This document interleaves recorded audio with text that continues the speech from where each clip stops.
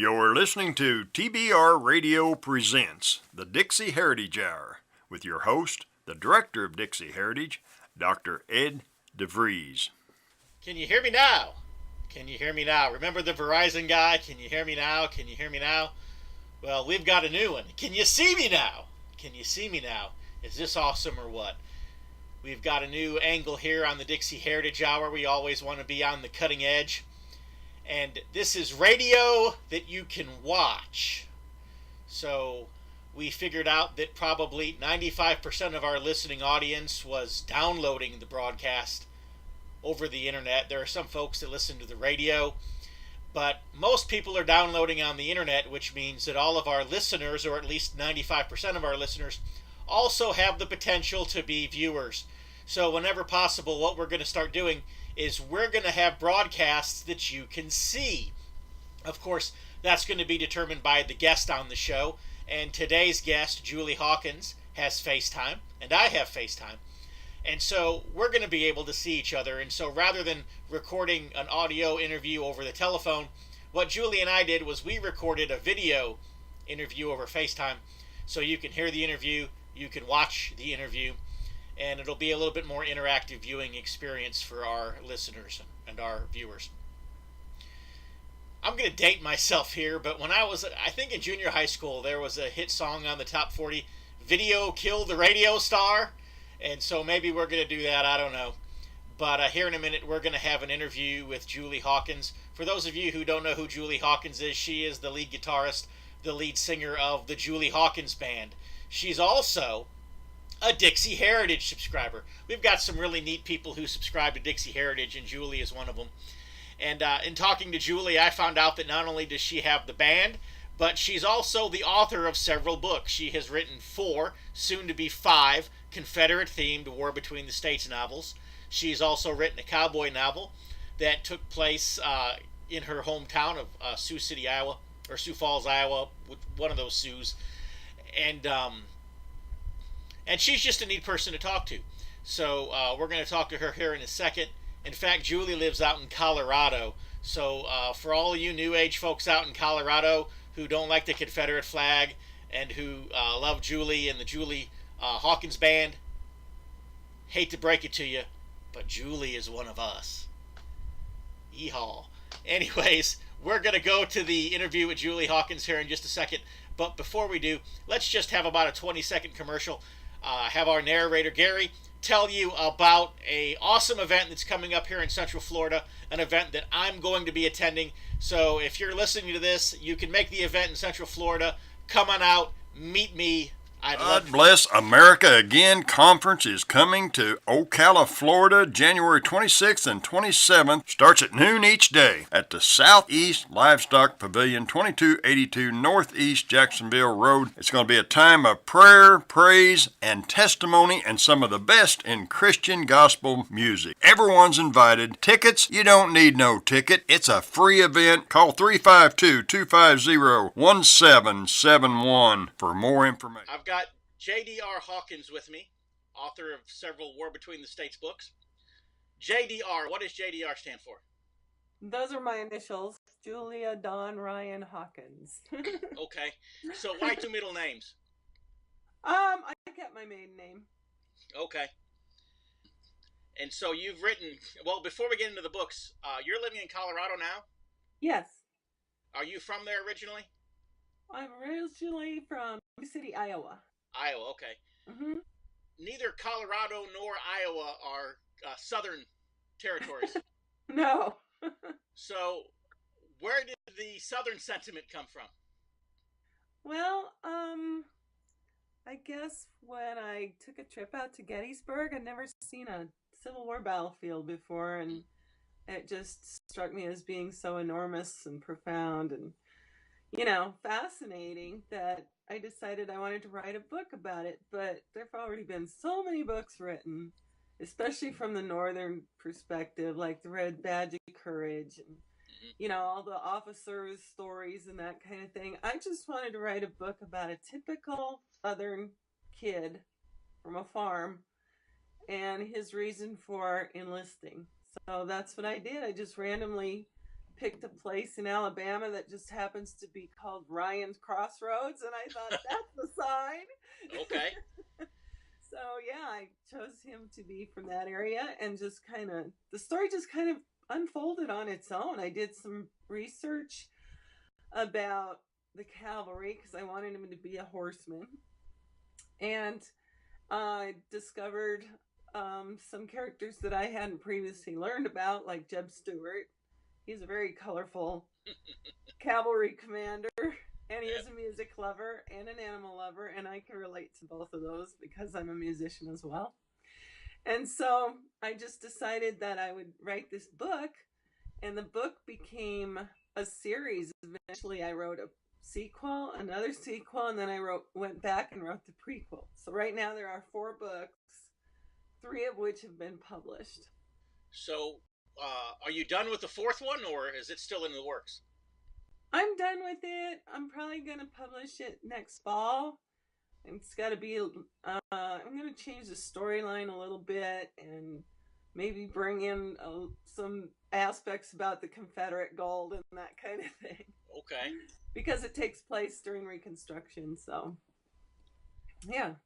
The first book it starts at the very beginning of the war with President Jefferson Davis getting inaugurated in Montgomery, because that was the original capital for the Confederacy, was Montgomery, Alabama.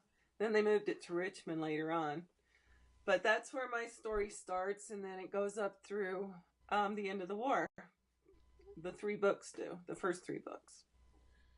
So then what will the fourth book do? The 4th book is about Reconstruction, and the main character goes back down south, and, you know, he's expecting complete disaster, you know, so it's kind of the whole carpetbagger aspect and that kind of thing. So will it be the last book in the series, or will you keep going after that? I'm considering writing a 5th book in the series. The main character has always been wanting to come out west, and since I have a lot of years experience living here in Colorado, I thought, well, he should just come to Colorado and look for gold, and we'll see what happens then after that. Well, I guess from Iowa to Colorado isn't too long of a distance. Of course, you've got Kansas in the middle, and Kansas is not a small state. Yeah. And Nebraska. So will any of your personal journey westward make its way into the book? Well, yeah, you know, I always try to incorporate a little bit of personality and my own personal experiences. The main character is actually based on my oldest son and his best friend, and how they both, you know, those guys are inseparable. They've been friends for, I don't know, 20 some years. But anyway, I kind of based the main character and his best friend off of them. And then a little bit of me and a little bit of my dad. Okay. All incorporated into this main character. And so, yeah, I do that a lot when I write. I take past experiences and put them in there and stuff. So how long ago was it when you wrote the first book? Well, it's been a while. I think I started writing it in 2006, I want to say. It was published in 2007, and it was just republished with my new publisher this past spring. So who is the publisher now? My publisher is Foundations LLC. They're out of Mississippi. Okay. They're a small publisher, but they've grown enormously in the past year. So, yeah, I'm real happy to be with them. So, you know, obviously you started writing these books about 10 years before the proverbial, you know what, hit the fan regarding the Confederacy. Yeah. So, when that happened, and since then, have you found that that's helped your book sales, hurt your book sales? You know, I don't think it's affected the book sales so much. It's given me a lot of things to write about on my blog, though, about the statues. And my husband was transferred from Denver down to Memphis for several years. So we lived down south, and just in Mississippi, just south of Memphis. And Memphis just right before Christmas took down their Confederate statues, one of President Davis and one of Nathan Bedford Forrest. And they went against state law to do it because Tennessee passed the law. But I don't know, it's a big mess, and to me it's kind of heartbreaking because those statues are gorgeous pieces of works of art to me. I know there's a lot of controversy surrounding them, but you can make controversy out of pretty much anything if you wanted to. Right. So, Colorado. I know that there's a certain aspect of people in Colorado that are, very much live and let live. Yeah. And there's another aspect of people out in Colorado that are very much new age, vegan. Mm-hmm. Describe how you will. And, Colorado is one of those states that you don't quite know whether it's going to go blue or red in any given election cycle. So when you meet people in Colorado, be they people you work with or people, you meet in wherever, different places you're at, moving around, and they find out that you're writing War Between the States books from a Confederate perspective and blogging in support of Confederate flags and monuments. Does that sit okay there, or does that give you a lot of grief, or is it a mixture? Or? Well, I live in Colorado Springs, and it's basically a military town. Mm-hmm. So a lot of the guys are very open to it. They want to hear about both sides, and they're not just it wasn't cut and dry. It wasn't one side's wrong, one side's right. It was a lot of mixed up emotions, a lot of people in the North fighting for the South and vice versa. And it wasn't about slavery. They just want to make it all cut and dry these days. And it was a lot more complicated than that. So when I tell people about my books, I try to explain to them that I wanted to write the books to get in the Southern perspective, to give people who aren't taught the Southern side what it was really about for the South, and how many sacrifices they had to make, and why they still have reenactments all the time. Right. It's a big deal down there. And living down there, I got to see it firsthand. I even, got involved with a UDC chapter, and we dressed out and we worked as Dossets in a little town called Holly Springs, Mississippi. And that was great fun. At first I was like, I'm not going to dress up in Civil War costumes. That's ridiculous. But the more I did it, the more fun it became. So, yeah, it was great. So did you actually join the Daughters? Were you able to find a Confederate ancestor and join, or was it just a group that you hung out with? Well, when we first moved down there, I had a book signing lined up, and we didn't know anybody.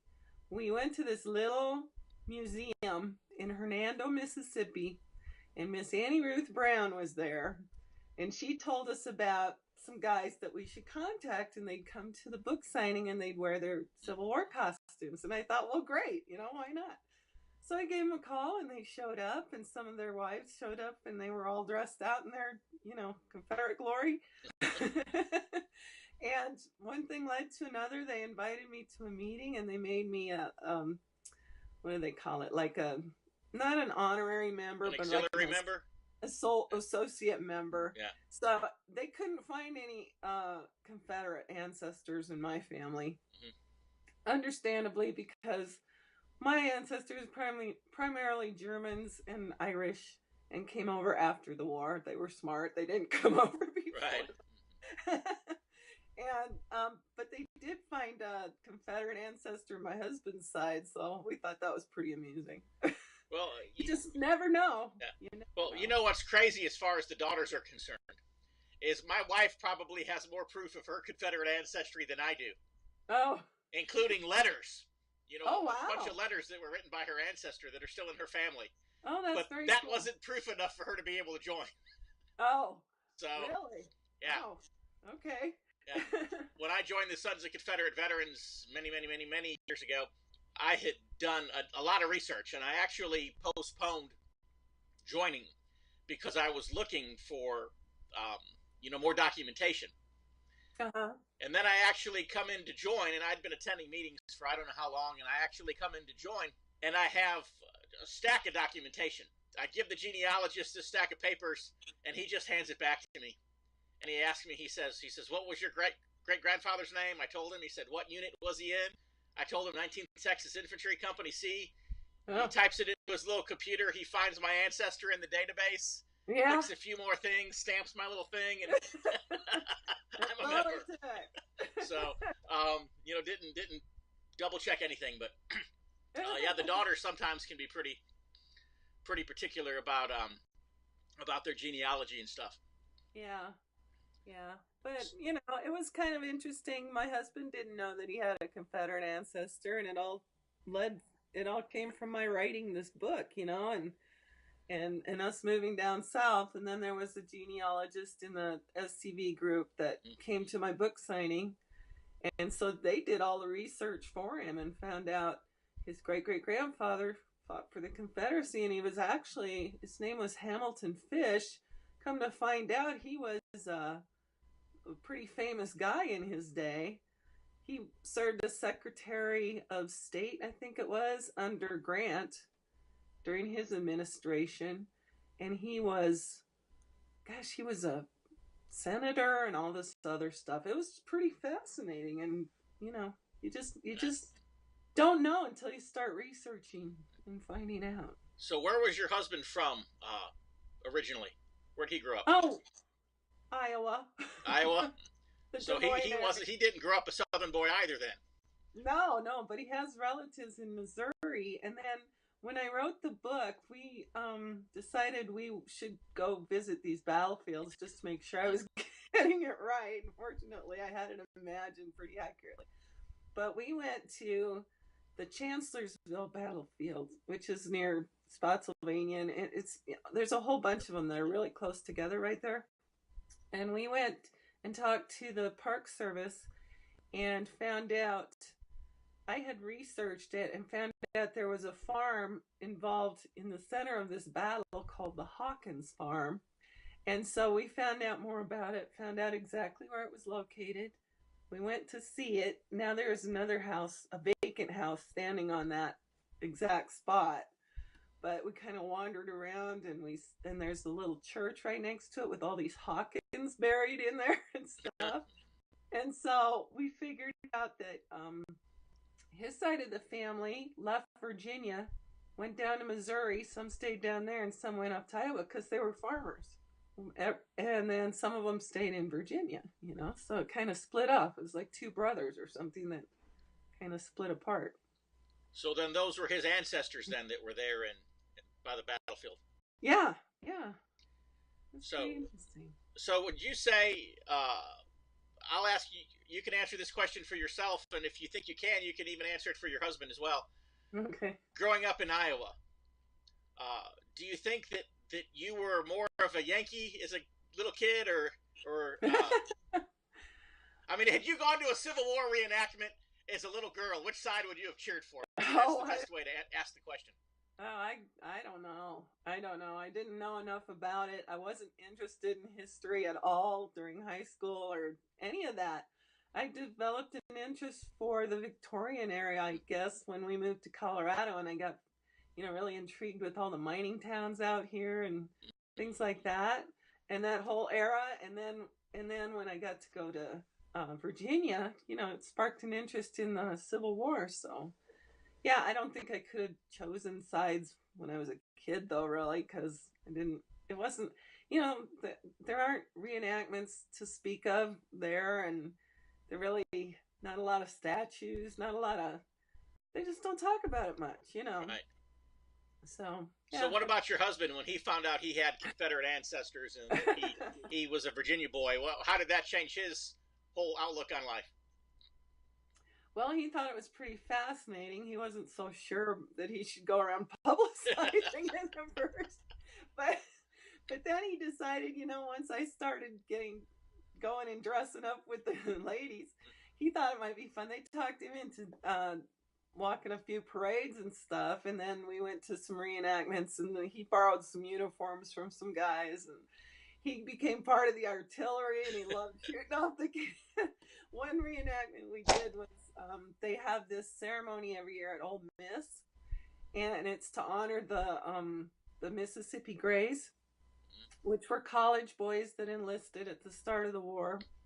And by the end, there were maybe half a dozen left. There were hardly any left. But anyway, they were all buried on campus. And so every year, they go over there and they shoot off a cannon and have like a ceremony, a service to honor them, which is kind of cool. But they shut off the cannon and all the car alarms went off. I thought that was pretty funny. Those things are loud. So, there in Colorado, are there any reenactments out there that y'all can get involved in, or something you've not had a chance to do since you moved? Yeah, we've been in here in the Springs about a year, and I don't know of any to speak of here in the Springs. But once I start getting more book signings lined up and stuff, I'm gonna investigate that a little further. I haven't had a chance to do much with that aspect with local type stuff. It's mostly been on the internet and things like that because we moved twice since we've been here. So Right. now we're finally in a house and getting settled in. So Okay. Yeah. So have you hooked up with the United Daughters of the Confederacy out in Colorado, or is there a chapter out there by you, or haven't had a chance to look? there is, and actually they contacted me back in June. One of my books won an award it's called the John Eston Cook Award for Fiction, and it's awarded by the Military Order of the Stars and Bars. And I don't know if you've heard of that organization. I have. I'm a member. Are you? Yeah. Okay. So I'll tell you. I'll kind of insert this here. Talk about the genealogist at the United Daughters of the Confederacy. When I joined the MOS&B, I needed an officer ancestor. Oh. And I joined the SCV under an enlisted ancestor. Okay. And so I had found an officer ancestor, and he had been a chaplain in the Confederate Army. Uh-huh.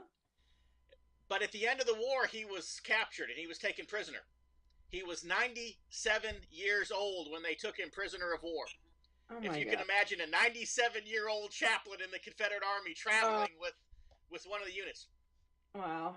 And all I can think is that the Yankees were embarrassed that they were imprisoning a 97-year-old Methodist pastor. Yeah.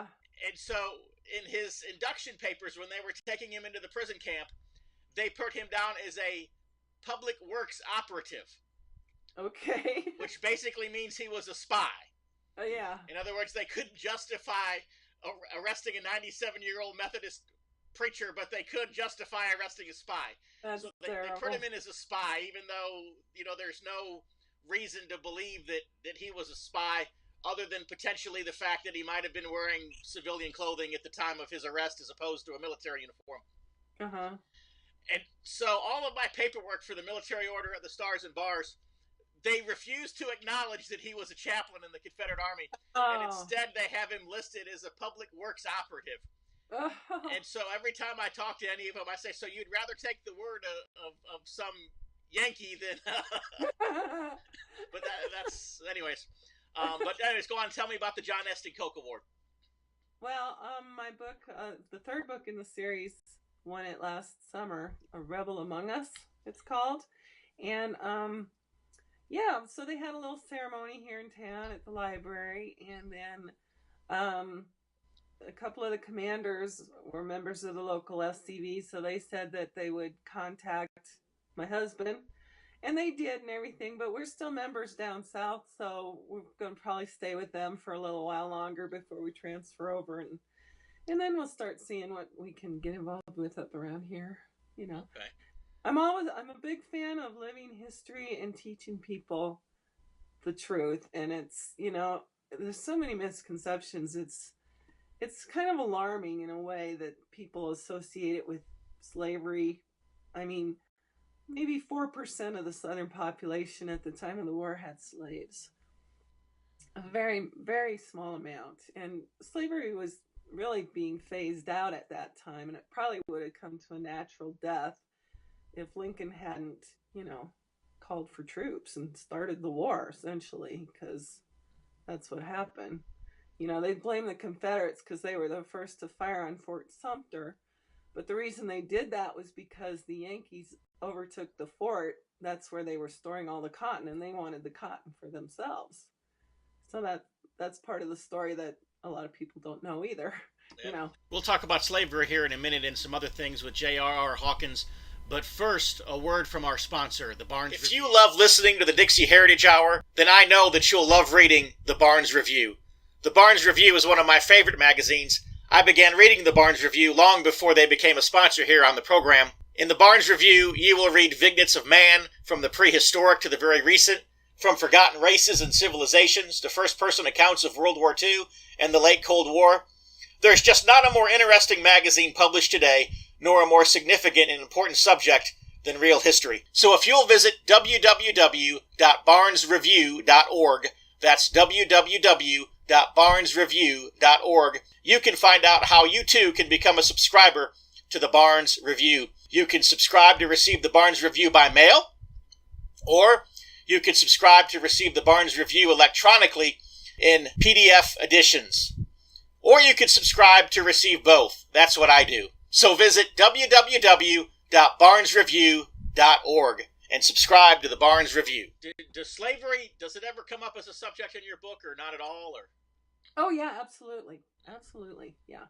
I have characters in the book who are slaves, ex-slaves. It's all part of it, and it was an issue. It's not to say that it wasn't. It was certainly an issue. It wasn't the main issue, though. I think the main issue of the war, or the cause of it, was economics, because Western expansion was part of it too, and just, I don't know, there are a lot of things that went into play. So, I don't know, it's interesting. So when you're writing the book, I realize you're telling the story, and it's a fictional story, correct? Yes. Okay.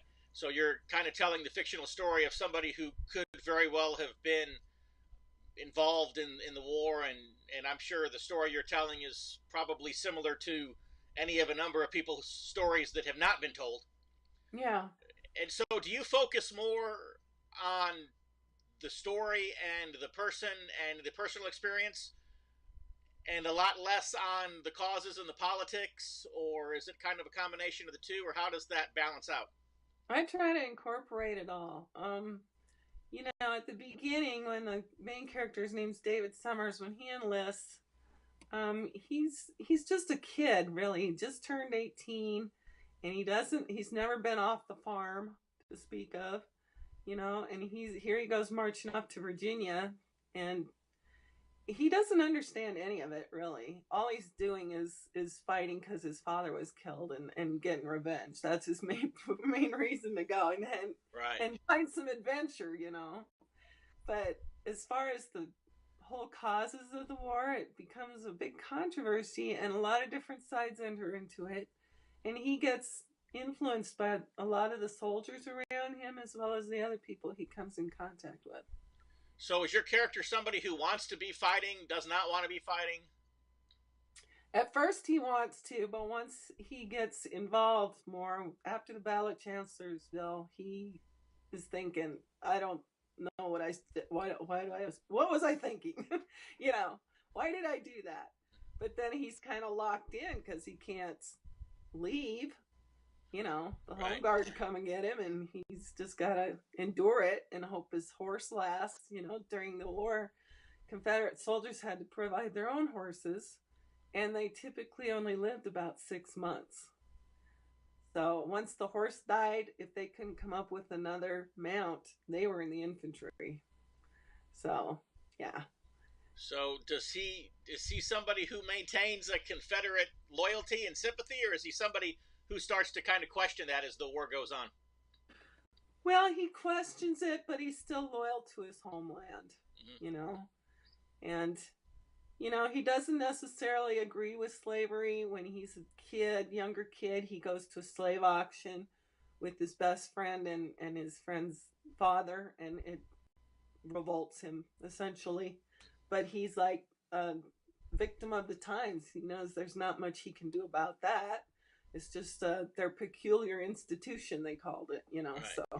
So, he doesn't agree with it. His family doesn't own slaves. His best friend's family owned two slaves. And, as far as anybody else in the county, there are a few people here and there, but for the most part, they don't own slaves. So then, as you're writing all these things, has there ever been any time, be it from a publisher, be it from a family member, be it from yourself, be it from any group, has there ever been any pressure to try to make things politically correct, or have you pretty much been free to just run with things as you've wanted to? Or Yeah, I haven't heard any disagreement about it because all of my stuff is based on research and that's really the truth of it is how people felt during that time. Some of them were just in I don't know, just crazy, loyal to the South and the vice versa, and just there were so many confusing, mixed up factors, and at the same time there were Indian wars going on out west, and just a really, really crazy time in our history. But no, I've had compliments. In fact, a lot okay, of people have told me, "Wow, I didn't know that. That's really interesting," and things like that. I so haven't then had no any. real post publication problems either. Then No, not at okay, all. that's good. That's good. Here in a second, I'm going to ask Julie about her political blog, but before we do that, a word from another one of our sponsors, the American Free Press. If you're like me, and I'll bet you are because you're listening to the Dixie Heritage Hour, you like to be on the cutting edge of honest news and accurate information. You like to hear about the latest financial trends and to know what's happening around the world and right here in the United States, the things that can directly impact you, your life, and the life of your family. And if you're like me, you do not rely on the mainstream media to obtain this information because, frankly, you know that you just can't trust them. Fortunately, there is an alternative news outlet with a long established track record for honesty and integrity, and that is the American Free Press. AFP is the preeminent alternative independent news source for honest, hardworking, truth loving Americans. AFP is the antithesis of the controlled, lamestream media. AFP is employee owned and has been so since its founding. Because of that, AFP never has and never will allow advertisers or special interests or big money to dictate what appears in the pages of the American Free Press newspaper. 26 times a year, the American Free Press newspaper can be delivered to your door, packed with the kind of uncensored news that I know you're going to appreciate. AFP covers the stories and tells the truth that the lamestream media is frankly scared to touch. And AFP offers real, on-the-scene reporting and commentary, the likes of which you will never see in the Washington Post, the New York Times, ABC, NBC, CBS, CNN, or just about any other lamestream news source that you can think of. That's right, there's only one national populist news weekly staffed by an unsurpassed team of veteran investigative journalists who will dare to rip the veil off of many of the major news stories that are being censored and suppressed by the big money controlled media monopoly. And that's the American Free Press. AFP publishes exciting, in-depth, uncensored news and information that's grassroots and patriotic, information that Americans need to know in order to combat the growing police state. AFP stands firmly against the New World Order and against those who are working to establish a global plantation under the rule of a powerful few. In short, AFP is your voice. If you have any doubt why they want to silence AFP, you must be relying on the lamestream media for your news, and folks, that's a big mistake. If you're ever dissatisfied with your subscription to the American Free Press, their guarantee is that you just drop them an email and they will gladly refund the unused portion of your subscription. So what are you waiting for? Visit www.americanfreepress.net. Once again, www.americanfreepress.net. And find out about the American Free Press. Do it today. So tell me a little bit about your blog. I've read a little bit of it. I remember I read it the other day when the Memphis statue of Forrest came down. Yeah. And it's interesting because the day that happened, and I do not know if his interview will air before or after yours, but I interviewed Al Arnold. Okay. And he's an author in Mississippi. He's a black gentleman. Okay. Wrote about his great-great-grandfather, who had been one of Nathan Bedford Forrest's slaves. Uh-huh. And he was very strongly opposed to Forrest's statue coming down. Yeah, that's understandable. His slaves loved him. They fought for him. Mm-hmm. They were a special unit under Forrest. Yep. And that's something a lot of people don't know about General Forrest either. After the war, he did a lot to try and, bring the two races together and form equality. And there's this misconception, another one, that he started the KKK, which is completely false. There were 5 gentlemen in Tennessee who started it, ex-Confederates. Right. They started it. They tried to rope Forrest into it. Forrest was like, oh, whatever, and then once it got to be, because at that time, the KKK originally started as like a safeguard, because all of a sudden all these slaves are free. They're homeless. They don't have anywhere to go. They don't have any food, so they're stealing from the locals and everything. So it was their natural way of defending themselves from being, overrun by these ex-slaves. And it was a real problem. I mean, sure, you can release all these people, but then what do you do with them? They end up in slums or something. It wasn't thought through at all, and so that's how it started. But then it got to be the lynchings and the violence, and that's when Nathan Bedford Forrest stepped up and said, you need to disband this because it's out of control. But tell me a little bit about your blog. How did you get started with the blogging, and tell me some of the things that you're blogging about? Well, originally I started a blog on Tumblr way back when, and I just wanted to talk about my books, mostly my writing process, things like that. And, as time went by, I wrote more books, and I included excerpts to the books, and held contests, things like that. And then all this controversy came up, so that gave me a lot more stuff to write about. And I didn't really intend to be politically involved with it all, but it just is, it just, I don't know. People have so many misconceptions about the battle flag, and all this stuff. It's just, to me, it's just kind of ridiculous. It's like you're showing your ignorance when you think you're offended by this stuff because you don't understand it, And I've heard this argument before that they put up all the statues during the Jim Crow era to assert white supremacy or something. Right. I think that's ridiculous. I don't agree with that at all. I think they put him up when they had the money, because the South was super poor for decades after the war, and they put it up in honor of their ancestors. The UDC did a lot of that stuff. So, I don't know. Anyway, that's pretty much what I write about. Well, I know that as an author of fiction books, it would probably be easier to avoid the political commentary.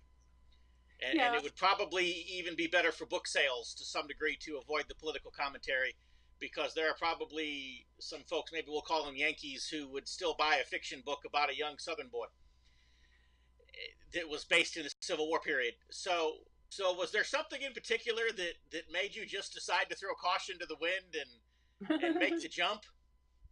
Well, I'm a history buff, and to me, it's destroying history, and sorry if you're offended, but there's a historical significance to all those statues, all the ones in New Orleans that were taken down and stuff. Once you get rid of that stuff, history has a tendency to repeat itself. And it's just, if nothing else, it's a good reminder of our past and our mistakes. Right. Yeah, so. And I'm a big horse lover. I've written a nonfiction book about Civil War Confederate war horses as well. It's called Horses in Gray. Okay. And a lot of the horses that are discussed in that book have equestrian statues, with their owners, and now they're taking them all down. It's like, They won't know, understand, it's how do people even learn about the horses if they can't learn about the generals who own these or the people who own them, Right. and all these reminders of it are gone. And what do they do with those statues? To me, they're works of art, like I said. So that kind of disturbs me. And if it offends some people, it offends some people. I'm willing to have a discussion about it. So, have you been to Lexington, Virginia? Have you been to the College of William and Lee? I'm sorry, the College of Washington and Lee. There, where General Lee was president of the college after the war. But not only is he interred in the chapel, but his horse Traveler is interred in the chapel as well. Yeah, yeah. I haven't actually been there, but I've communicated with the chapel museum, and they're one of my acknowledgments in the book. They were very helpful with leading me to the right direction and informing me more about Traveler. And so, yeah, it was a lot of fun researching those horses, and just Traveler, of course, being the most famous Confederate war horse. But yeah, there are a lot of lesser known animals that were involved. There was a Mississippi unit that had a camel. And I had read somewhere that Jefferson Davis, when he was the Secretary of the Defense of the United States before the war, that he had made a trip to Egypt and had procured camels and had attempted to start a camel regiment in the United States Army. That's exactly right. He did. He's responsible for that. And he thought they would be very versatile in the Southwest because, it's arid and they didn't need a lot of water. And so that's why he started it. And then it kind of fizzled out, especially when the war started. And these camels went to different places. But one of them ended up in Mississippi. And then, it's kind of funny because years and years later, I think up through the 30s or something, they could see camels roaming around in the desert down there with these, descendants of these camels. So who knows whatever happened to them? But yeah, it's pretty interesting. I know you say you're a horse lover. Have you ever been around a camel? Not close up. Okay. Well, I used to joke with people. When I was the pastor of a Southern Baptist church, I used to joke with people that a camel is a horse that was assembled by a Southern Baptist committee. But when I was in Egypt myself, got to spend a little bit of time around camels. And, I could see where someone would be fascinated with horses. It would be very hard to become fascinated with camels. They're very nasty animals. Yeah, I've heard they're stubborn and they spit, and then they found out too that they weren't very compatible with horses. The horses got spooked by them and stuff. So, So, tell me, how does someone who's listening right now, how do they find your blog on the internet? It's on my website, jdrhawkins.com. The blog's there. All my books are there. I have a couple of book trailers on there as well. Free to contact me. My email address is on there. And yeah, sign up for my newsletter. Okay. So that's the one-stop shop then, jdrhawkins.com. They get your books, your blog, everything. Yeah. Very good. And I guess you answer the emails personally that come to the website, or does somebody else do that for you? No, I do them all. Yeah. Okay. So what are you doing when you're not writing books and hanging out with the United Daughters of the Confederacy and writing on your blog? Well, I'm a musician, so I do a singer-songwriter thing, and I work at the Colorado College here in town.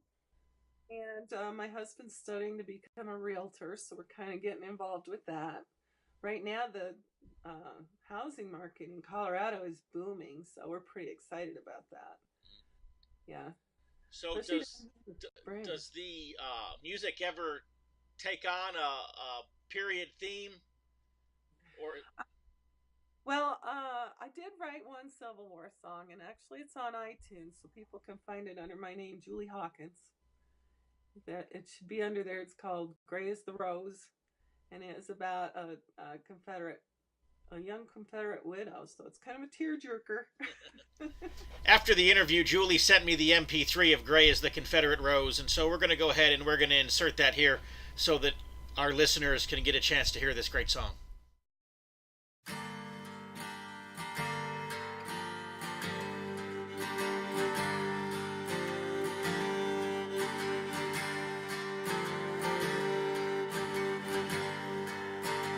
Where's the rose? Now its petals are dry, brittle and breaking with each day that goes by. One more day without you, although you've come home. I waited for you, dear, but I'm still alone. I gave you a red rose, then watched you depart. You turned and you waved to me, and that's from my heart. You boarded the train, and it rumbled away. On that fateful day, all I could do was pray.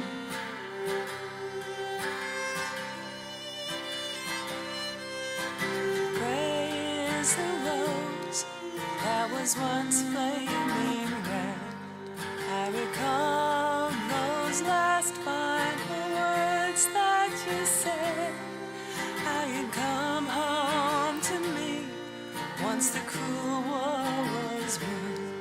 We placed garlands of roses on a brave, heroic son, but the great die was cast, and your blood here was spilled. Red like roses blowing, now sorrow has filled all my days with sad longing, thinking what should have been. We were vowed to be married, I cannot love again.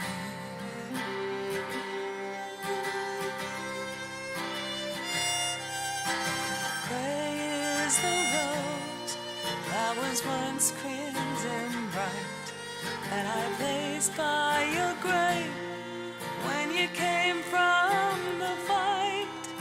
My tears fall like raindrops, for I'll never see my true love, my darling, restored back to me. The roses are gray like the coat that you wore so proudly that day when you marched off to war. Like the countryside is now lifeless and gray, so is my heart, my darling, bleeding for you each day.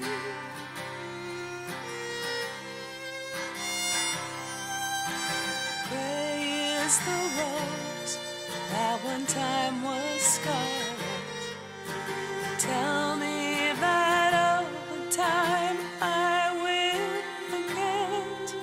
The pain will subside, the memory fade, like the red on the roses that to you I gave.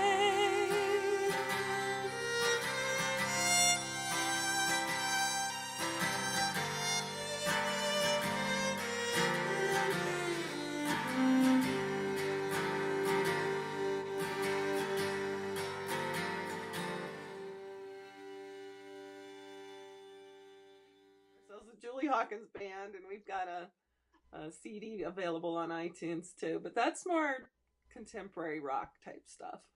Okay. Yeah, I've got a few more projects in the works, and I've written a book too about my hometown in Sioux City.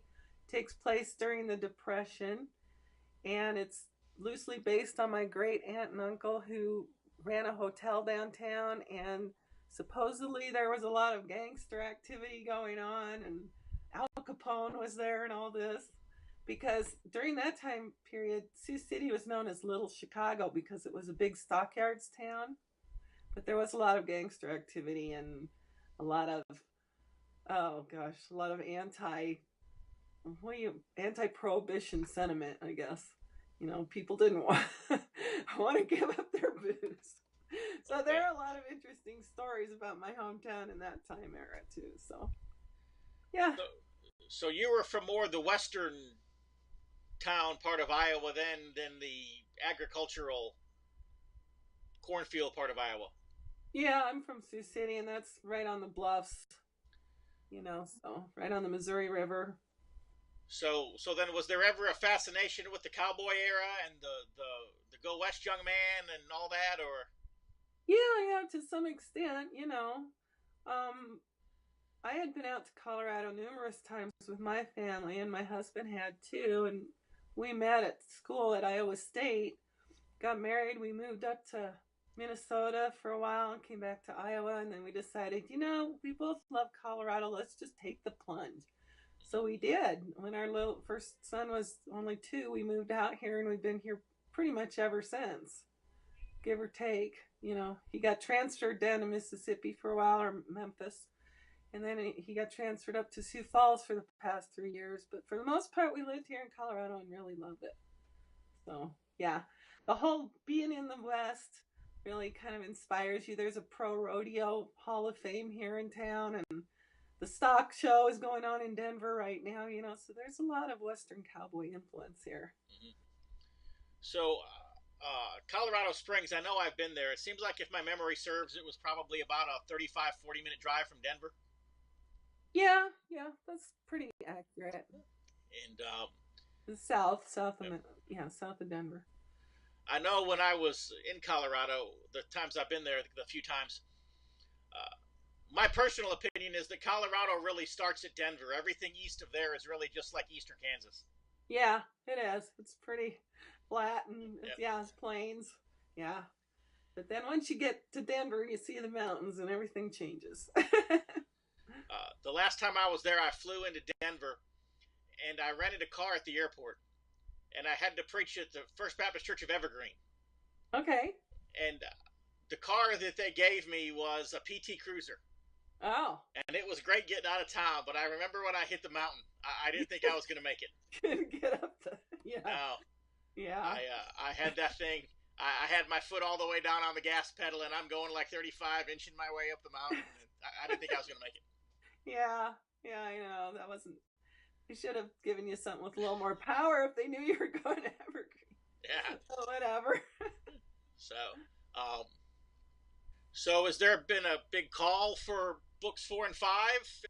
I have fans who are anxious to read the next one. I've, gotten emails from people who really like the first 3, and most of those books are award winners too. So I'm proud to say. Okay. So yeah, they really love the story. They love the characters, and I've gotten pretty good reviews. And So let me ask you this, because I should ask you this at the beginning. How did you become a Dixie Heritage subscriber? Dixie Heritage. Gosh, I don't even know. I think a friend of mine referred me.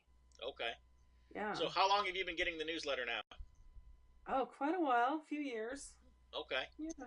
So you were one of the early subscribers then? Yeah, yeah. Okay. I got from the start, yeah. Okay. Well, I'm glad you read the newsletter and still want to talk to me. So. Well, yeah, and every once in a while I'll borrow some articles and put them on my blog too. Okay. I think it's really informative, and like I said, a lot of people don't get to hear the Southern perspective unless they get it from a place like that. So I think it's good. I mean, people need to be informed. People need to know all sides before they make decisions, I think, not just jump to conclusions and assume that something is one thing when it's really not. Right. It's a number of things. So yeah. Well, I definitely appreciate you taking the time to chat with me today. Sure, thanks for having me. Oh, happy to. And again, just thank you, and we'll make sure that everybody knows how to get a hold of your books. Are your books available? Is ebooks, say, on Kindle or? Yeah. Okay, so they can order them that way as well. Yep, Barnes and Noble, Amazon, pretty much anywhere on the net. Anywhere you can order them through brick and mortar stores. You can go into a Barnes and Noble and say, I'm looking for this book, and they'll order them for you or whatever, and plus you can get them on my website. The novels are available on Foundation's website, and the Horses in Gray book is published by Pelican Publishing. Okay. So, Yeah, Pelican puts out a lot of good pro-Southern books. yeah, I think my book is only available in paperback, though I don't think Pelican has it available in ebook format. Okay. But the novels are. So. Okay, very good. Well, I appreciate you chatting with me, and hopefully we'll stay in touch by email. Okay, sounds good. All right, God bless. Thank you so much. All Thank you. You too. Bye. Bye. Well, that was my interview with Julie Hawkins from the Julie Hawkins Band and the author of several Confederate-themed novels. And Julie really is a neat person to talk to, and I hope you enjoyed the interview. I know I enjoy getting to talk with Julie, getting to know her a little bit, and getting to find out about all the things that she's doing. One thing I'd like to encourage you to do before I leave the broadcast today is this book right here, A Symbol of Hate or an Ensign of the Christian Faith, The Truth About the Confederate Battle Flag. This is one of my best-selling books. It's available on Amazon. I want to give you a copy absolutely free. All you have to do, we talked about the Dixie Heritage newsletter during the broadcast. All you have to do is go to the website www.dixieheritage.net www.dixieheritage.net, and I'll give you a copy of this book absolutely free. All you have to do is give me your email address and I'll send it to you in PDF form. You say, Ed, why are you giving away a best-selling book? When people are buying it every day, why are you giving it away? Because our heritage has come under attack like it never has before. And I want to give you this book in the name of my ancestors whose good names are being besmirched and attacked every day by certain people on the political left.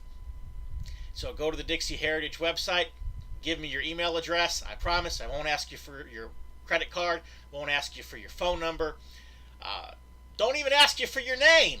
All you have to do is give me your email address and I'll send you a PDF copy of this book.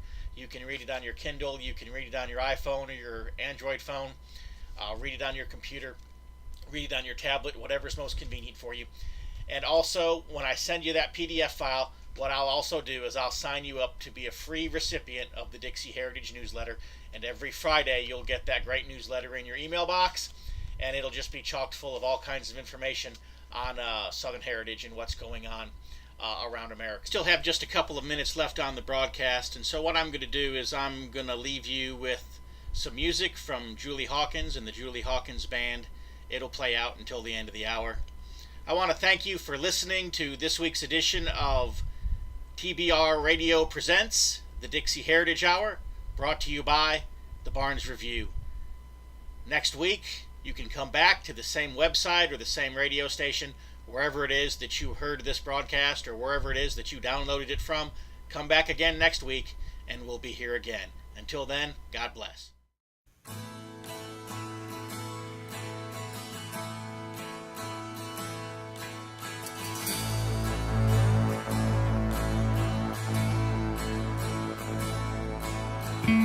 This is the calm before the storm arrives.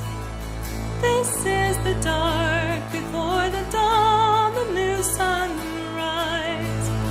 You'll wonder how I could ever change this way. You'll soon discover it's a brand new day.